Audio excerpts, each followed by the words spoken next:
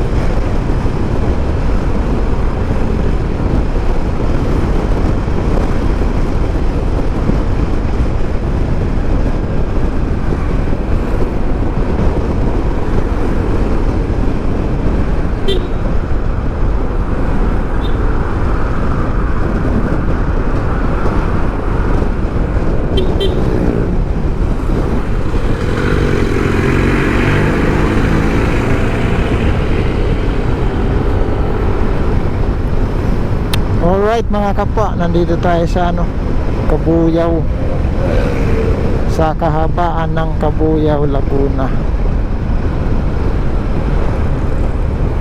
Mahabang kalsada talaga.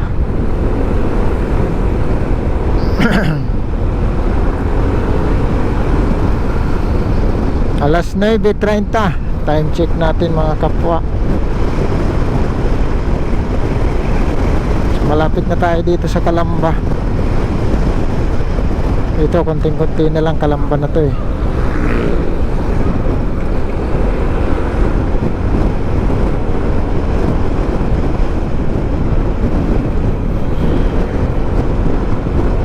Pero alas 8 na talaga tayo nakalis sa Pasay mga kapwa.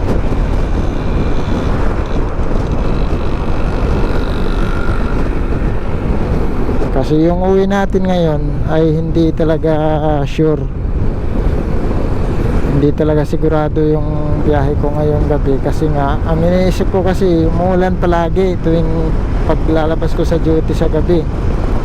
So sabi ko, bukas na lang ako ng madaling araw. So saka naman tumino yung panahon natin mga kapwa. Hindi na siya umulan paglabas ko ng gabi. Kunti lang, ambon-ambon lang, pero hindi naman ganun. Kaya okay lang magbiyahe sabi ko. Kaya yun, nakandito na tayo sa may Calamba. Malapit na tayo sa SM Calamba mga kapwa. Tingkempot na lang talaga. So medyo nakakantok na rin, pero nililibang-libang natin syempre kasi medyo malayo-layo pang biyahe.